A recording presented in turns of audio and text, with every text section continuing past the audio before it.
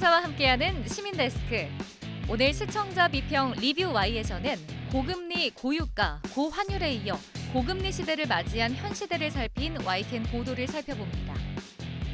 이번 주 에필로그 Y 시간은 이색 이력의 통일 외교 전문가와 함께합니다. 애청자분들이라면 깜짝 놀라실 텐데요. 잠시 후에 만나보시죠.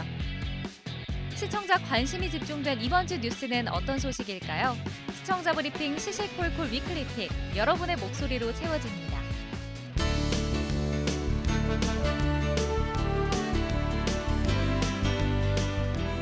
시청자 여러분 안녕하십니까? 김영수입니다. 우리나라 5대 국경일 가운데 하나인 광복절이 77주년을 앞두고 있습니다. 기념일을 하루 앞두고 전국에선 해방의 순간을 기념하는 행사 준비가 한창입니다. 잊어서는 안 되는 그날을 단순히 공휴일로만 치부해서는 안 되겠죠. 역사를 기억하고 깨어있는 시민의식이 자리 잡을 수 있도록 올바른 역사의식 고취에 YTN이 함께하겠습니다. 이번 주 시민데스크 먼저 시청자 비평 리뷰 Y로 시작합니다.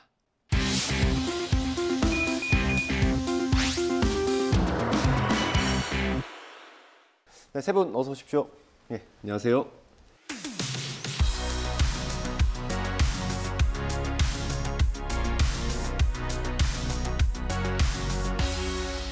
네, 시청자 비평 리뷰 Y 시작해봅니다. 먼저 조수진 시청자 평가원께서 꼽아주신 오늘의 주제부터 보겠습니다. 계속되는 금리 인상, 물가 상승 등 불안정한 경제 상황이 계속되고 있습니다. 일반 대중들은 경기가 나쁠 때는 미디어에 더 의존한다라는 연구 결과가 있습니다. 금리가 치솟는 경우 그 충격은 자영업자를 비롯한 우리 사회 약한 고리에 집중되기 때문에 이에 대한 언론의 의제 설정도 필요할 텐데요. 오늘 리뷰와의 시간에는 금리 인상과 관련된 YTN 보도 살펴보겠습니다. 네, 경제 소식 가운데 요즘 금리 뉴스가 가장 많습니다. 물가에 환율까지 올라서 삼고 위기라고 하는데 금리 관련 YTN 보도는 어떻습니까, 시장님? 금리 관련 뉴스가 사실 이렇게 주목받은 적이 별로 없을 겁니다. 사실 금리가 이렇게 빠르게 오르면 여러 경제 상황에 미친 여파가 아주 크거든요.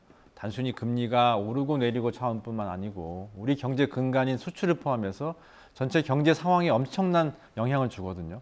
게다가 시청자 개개인들도 저도 그렇습니다만 대부분 금융권 대출 조금씩 가지고 계시잖아요. 그래서 사실 금리 인상이 시청자들도 굉장히 부담스러운 뉴스여서 관심을 안 가질 수가 없을 것으로 생각합니다.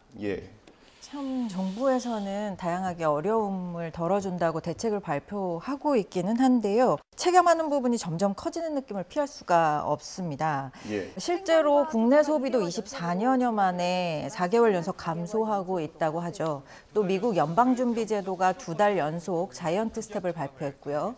또 한국은행도 지난 7월 13일 기준금리를 0.5% 인상하는 사상 첫 빅스텝을 단행했습니다. 7월 기준 물가상승률은 6.3%로 1998년 11월의 IMF 외환위기 이후에 최고치를 기록하고 있다고 하는데요. 저 같은 경제처보가 이해하기는 어려운 보도가 연일 쏟아지는 상황입니다. 우리 사회가 무엇을 어떻게 대비해야 할지 혼란에 빠지거나 막연한 공포심에 일상이나 우리 이 주변 생활들이 많이 흔들릴 수 있고 위축될 수 있는 가능성이 큰 상황입니다. 이게 막연한 두려움만 주기보다는 전망을 좀 짚어주는 게 좋을 것 같은데 YTN 역할 어떤 게 있을까요? 이러한 시기에 언론의 역할은 굉장히 무겁고 막중하다고 할 수 있을 것 같은데요. 첫 번째로 세상에서 무슨 일이 일어나고 있는가, 거시적 차원과 미시적 차원에서 정확히 포착하고 예측할 수 있도록 해설해 주셔야지 되고요. 두 번째, 시민들 삶에 일어나고 있는 여러 가지 현실 문제를 정확하게 고발해내는 역할도 해주셔야지 됩니다. 세 번째, 이에 대응하는 정부 정책이 적절한가를 정확하게 검증하고 비평해 주셔야 될 겁니다. 저희 YTN은 좀 이렇게 균형 있게 잘 다루고 있습니까? 네, 최근 그 한미 금리 역전 관련 보도에서 이제 대책 마련을 촉구하면서도 언론사별로 대안이 조금 다르게 전반적으로 나타나는 것들을 볼 수 있는데요. 묘책이 없이 각자의 노력을 언급하기도 했고요. 또 금리 인상이 불가피하다라고 다루는 언론도 있고 또 적극적인 재정 운용이나 구조 개혁을 촉구하기도 했습니다. 근데 사실은 이제 이게 뭐가 정답이다라고 말씀드릴 수는 없지만 문제의 대부분은 이제 보통 연구들에서 국내 언론들이 장기적인 전망이나 분석, 이런 거를 담은 경제 뉴스를 잘 다루지 않는 것으로 나타난다라는 점들이 좀 문제인데요. 금리 인상이 그 전체 경제에 어떤 영향을 주게 되는지, 또 향후 어느 정도가 바람직한지, 대비책은 무엇인지 좀 거시적이고 종합적인 내용의 보도가 필요하겠습니다. 예. 이제 또 그렇다고 해서 모든 뉴스가 그럴 필요는 없는 거고요. 거시적이고 미시적인 균형이 좀 잘 맞춰져야겠습니다. 예. 이 전체 언론에 대한 보도 경향을 짚어주신 것 같고요. 네. YTN 뭐 기사들 이렇게 하나씩 가져오셨네요. 어떻습니까? 먼저 집값 대세 하락기 사도 고민 안 사도 고민이라는 그런 제목의 보도였는데 네. 금리 인상으로 주택 가격이 하락 현상이 이어지게 되는 상황을 보도하면서 이런 상황에서는 뭐 무주택자는 청약으로 예. 또 그다음에 1주택자는 선매도 후 매수로 또 다주택자들은 집을 정리하는 다운사이징 전략을 제시를 하고 있거든요. 예. 그래서 무주택, 1주택, 다주택자들이 이 시기에 어떤 선택이 유리할지에 대해서 그 각각의 상황을 이렇게 정리를 해서 이해를 도왔다라고 보여지고요. 네. 이렇게 이제 주택 시장과 관련된 보도를 YTN이 이어갔습니다. 작을수록 인기, 부동산 시장이 달라졌다라는 제목, 그다음에 거래 가뭄에도 소형 아파트 인기, 이유는 이란 제목, 또 상암동 복덕방에서는 용산 정비창 개발 소식에 부동산 시장도 꿈틀 이런 제목들의 보도였거든요. 서울시가 2013년 개발 사업이 최종 무산된 이후에 10년째 방치되고 있는 용산 정비창 부지를 국제 업무지구로 만들겠다라고 발표하면서 인근 부동산 시세가 기대 심리로 오를 것으로 보이는데요.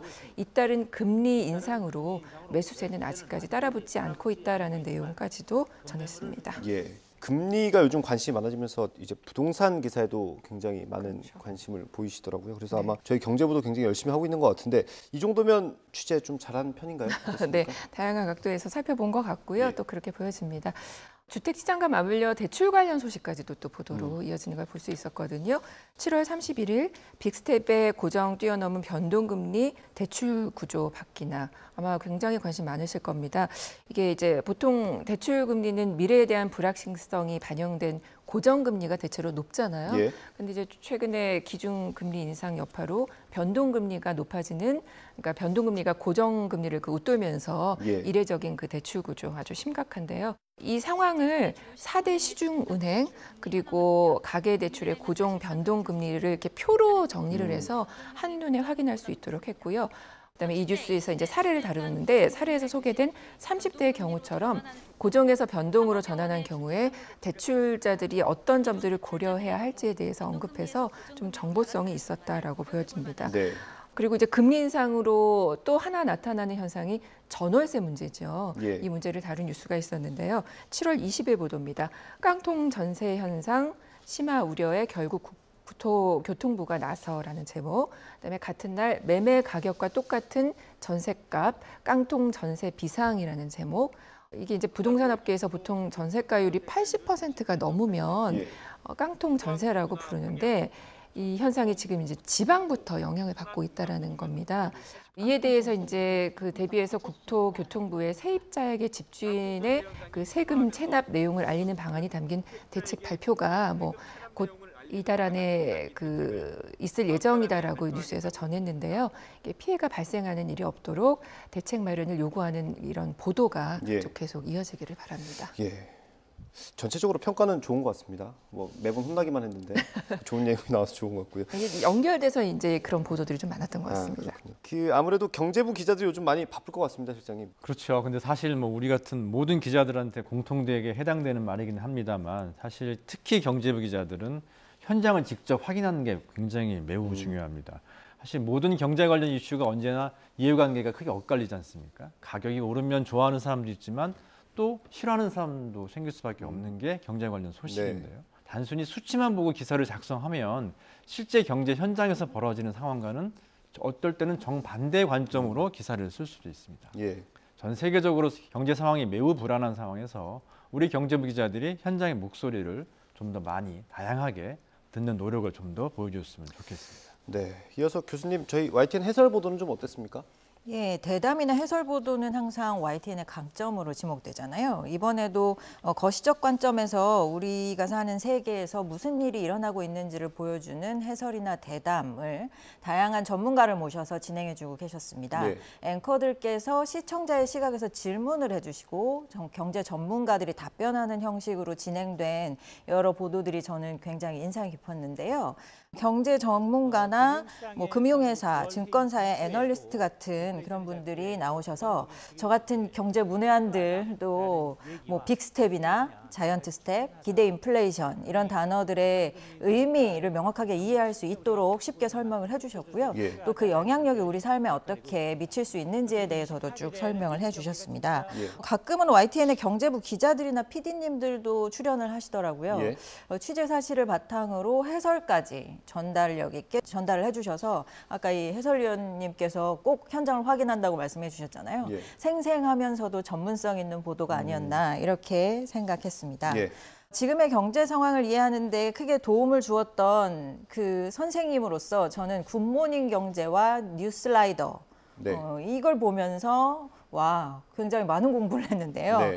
경제연구소 소장님이 출연하셨던 굿모닝 경제, 가계 변동금리 비중 낮춘다, 소상공인의 41조 지원, 이 프로그램이 특히 저는 유익했고요. 예. 뉴스라이더, 미 연준 2달 연속 0.7%포인트 금리 인상, 우리도 연속 빅스텝, 이 보도도 참 좋았습니다. 예, 이 굿모닝 경제 같은 경우는 저희가 매일 아침 경제 전문가가 나오시거든요. 어떻게 정부 정책 이해하는 데도 좀 도움이 되셨습니까? 예, 그렇습니다. 그걸 보고 어떤 일이 지금 어떤 정책들이 발표되고 있는지 그리고 이제 이것이 우리의 삶에 어떤 영향을 미칠 수 있는지 연결하고 유추할 수 있도록 많이 도움을 주셨습니다. 네. 이러한 세계 경제 흐름과 시민들의 어려움 속에서 이에 대응하는 정부는 어떤 대비책을 마련하고 짚어주는지 그 정책이 적절한지를 논평하는 것은 사실 언론사의 책무라고 이야기할 수 있겠습니다. 조금 아쉬웠던 점은요. 예. YTN의 보도들에서 이런 정부 발표를 그냥 전달하는 데 그치는 경우가 대부분이었다는 겁니다. 대표적인 보도가 현장 영상 플러스, 추경호, 서민층 애로 덜어주기 위한 금리 인하 조치 마련. 7월 14일 윤 금리 인상, 약자의 전가 안 돼, 상환 부담 낮출 것 보도가 대표적입니다. 정부의 정책 발표를 단순 전달하는 보도가 아니면 여야 정치인들을 스튜디오에 초대해서 중립적 입장에서 토론이나 대담을 진행하는 그런 프로그램들도 있었습니다. 네. 더 뉴스 역대급 대기업 부자 감세 국회 문턱 넘을까 이 보도가 대표적인데요.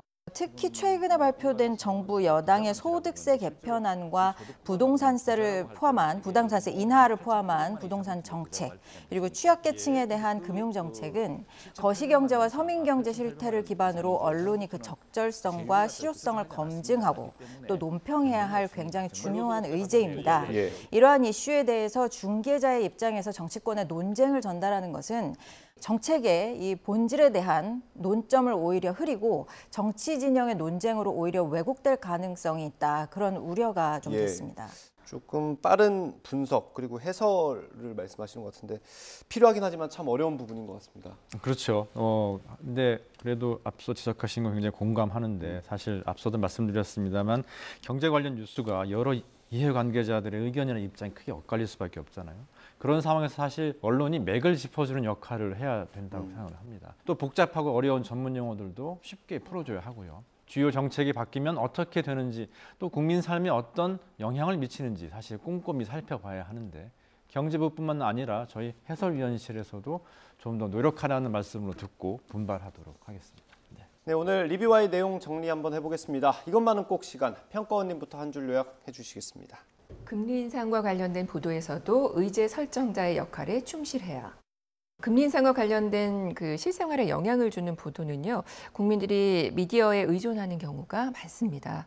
따라서 미디어의 역할이 굉장히 중요한데요. 우리 언론은 미래 경제를 예측함에 있어 의제 설정자 역할보다는 그 경기의 흐름만을 쫓아가는 의제 추종자의 역할을 하고 있다라는 평가가 있습니다. 금리 인상, 경제 관련 보도에서 언론의 역할에 대한 고민들이 묻어나는 그런 보도 기대하겠습니다. 예, 감사합니다. 김은정 교수님 한 줄 평 들어보겠습니다. 한국 언론, IMF 외환 위기의 교훈 상기할 때. 지금의 경제 상황은 약 25년 전 IMF 외환 위기를 떠올리게 합니다. 그때 정부의 정책은 어디를 향해 있었는가? 혼란한 틈을 타서 권력을 행사하고 또 막대한 이익을 손에 넣은 사람들은 누구인가? 그때 언론은 무엇을 하고 있었는가? 다시 한번 질문하게 됩니다. 어느 때보다 언론의 날카로운 시각과 냉철한 검증이 필요한 때입니다. 분명한 관점이 있는 YTN의 경제 분야 보도를 기대합니다. 네, 저희도 조금 더 긴장을 해야 될 것 같습니다. 리뷰와의 순서 여기서 마치도록 하겠습니다. YTN 보도와 프로그램 발전을 위한 분석 말씀 잘 유념하겠습니다. 오늘 고맙습니다.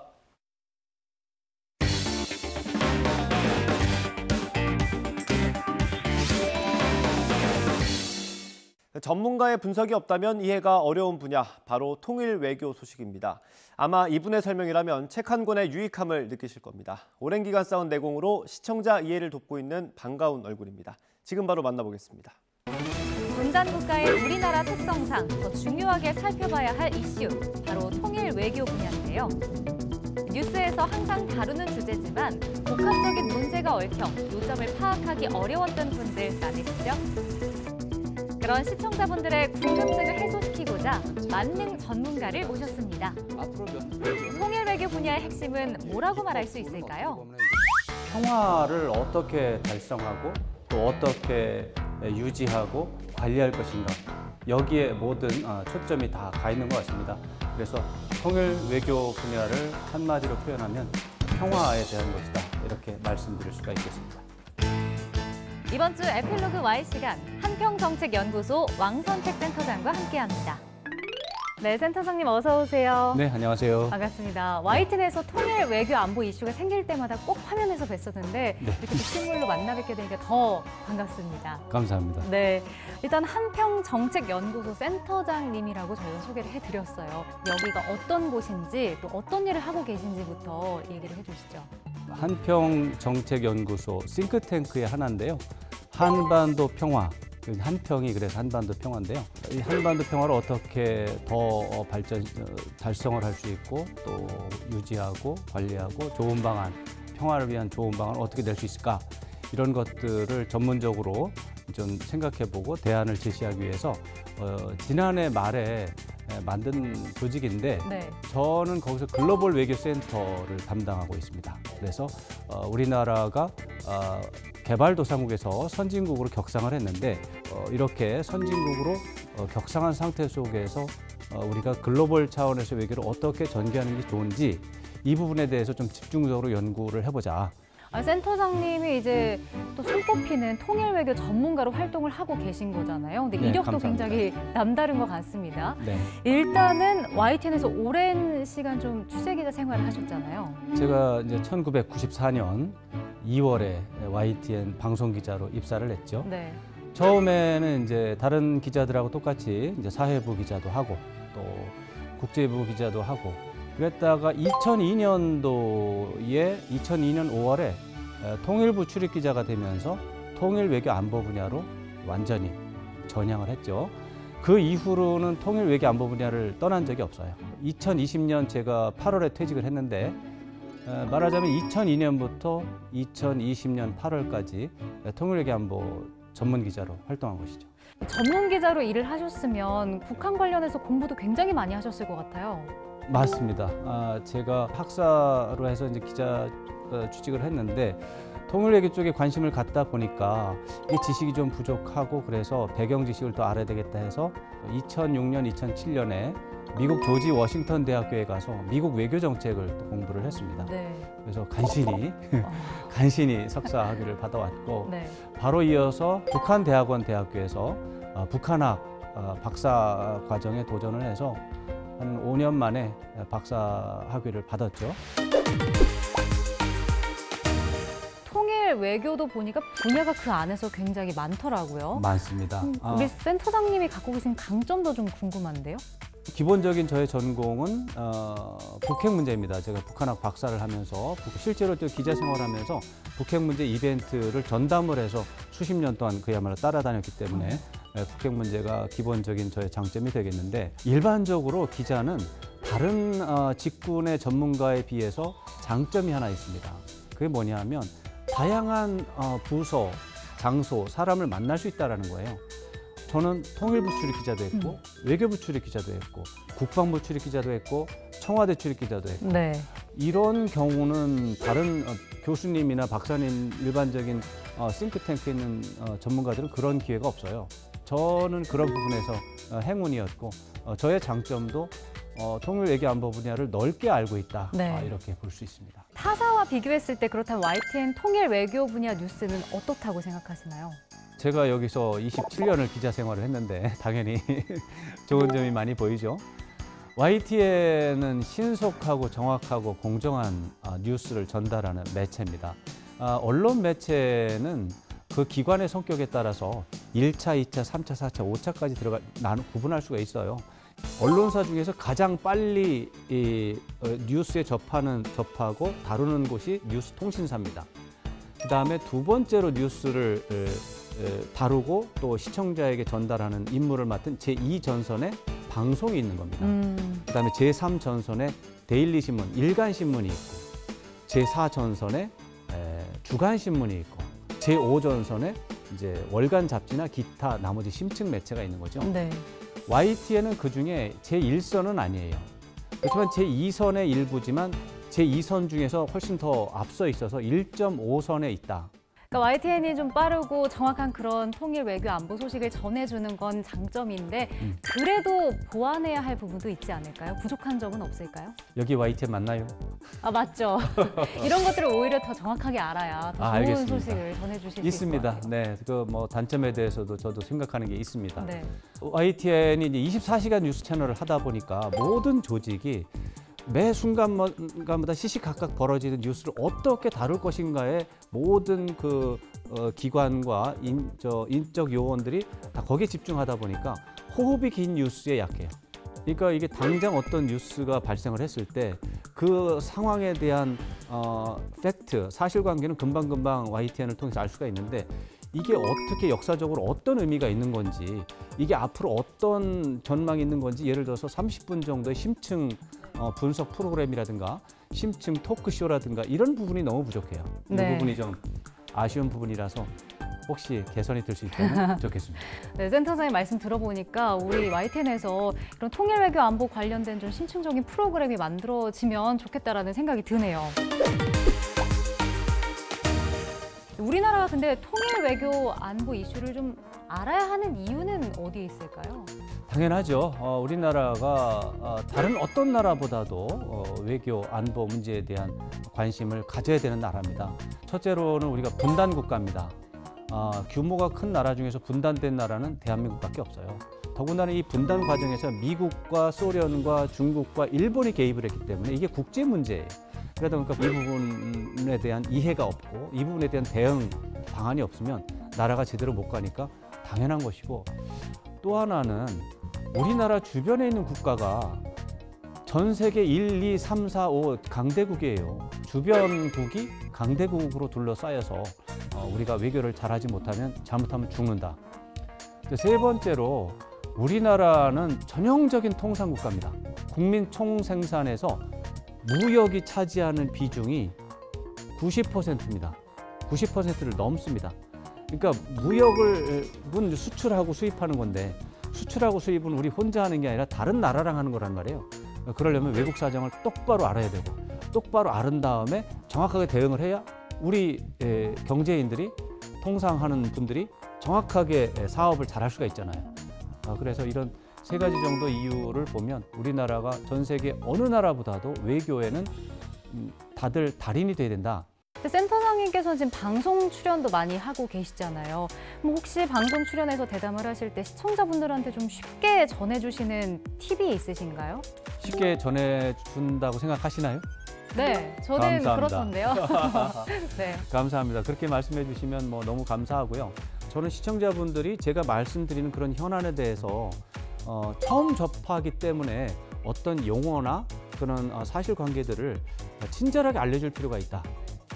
그렇게 생각을 합니다. 대개 제가 다른 전문가분들이 말씀하시는 걸 들어보면 말씀을 하시다 보면은 이제 전문가들끼리 얘기하는 그런 레벨로 올라가 버려요. 근데 저는 그렇게 하면 우리 시청자분들이 알아듣기 어려울 수가 있으니까 기초적인 사실을 이제 짚어가면서 얘기를 하는 게 필요하다라는 생각으로 하고 있는데 뭐 친절하게 알기 쉽게 설명하신다고 하시니 감사할 네. 따름입니다. 네, 그럼 끝으로 우리 센터장님께서 통일 외교 안보 전문가로 활동을 하고 계시는데 앞으로 계획도 좀 궁금합니다. 우리나라에서 이제 전문가로 인정을 받는데 이 언론인 출신은 잘 안 받아줘요. 그래서 전문가로서 인정을 받는, 제대로 인정을 받는 노력들을 좀 계속 하고 싶어요. 그런 노력을 하면서 동시에 이제 통일 외교 안보 분야에서 제가 기자 생활하면서 또 이 관련 주제들을 계속 따라가면서 봤던 여러 가지 중요한 소재들이 있는데 그런 것들을 좀 책으로 내고 싶은 생각이 많이 있습니다. 앞으로 이 통일 외교 전문가 하면 왕선택 센터장님이 생각날 수 있도록 계속해서 좀 활동을 꾸준히 해주셨으면 좋겠고요. 앞으로 또 북핵 문제가 또 많이 이슈가 되고 있는 만큼 시청자분들께 북한 소식 알기 쉽게 계속 전해주시기 바라겠습니다. 오늘 함께 해주셔서 고맙습니다. 고맙습니다.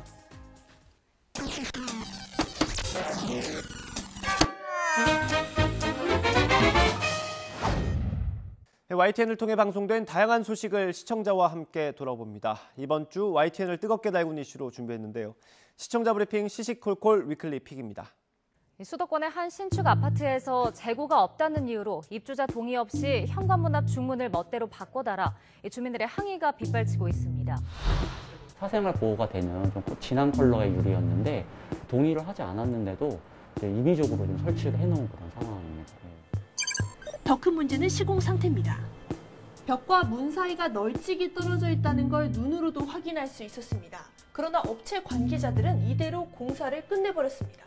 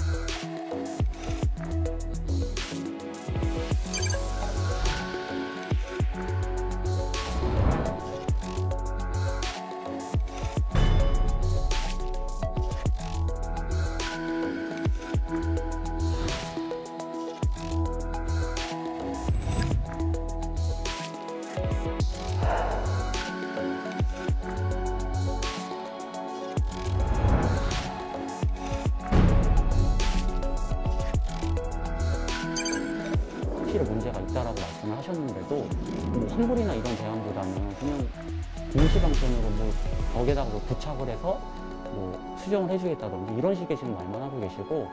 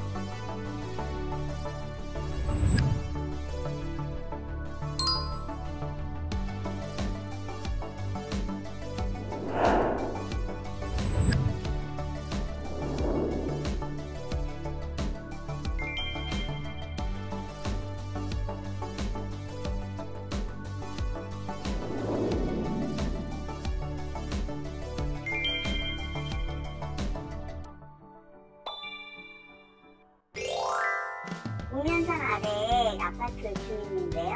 여기 지금 현재 5년산 몇 년 전에 공사를 튼튼하게 해갖고 더 안전하게 잘 있어요. 근데 자꾸 몇 년 전 사진을 보여주면서 사람들 좀 불안하게 하고 주변에서 다들 전화하고 그냥 그러는데 그 몇 년 전 사진 그런 거 자꾸 보여주지 않도록 그 조치 좀 잘 좀 취해주세요. 시민데스크는 시청자 목소리로 YTN을 더 깊이 되돌아봅니다. 방송에 대한 여러 의견들 SNS와 홈페이지 또 전화를 통해서 남겨주시고요. 저희는 다음 주 더 소중한 시청자 의견으로 돌아오겠습니다. 시청해주신 여러분 고맙습니다.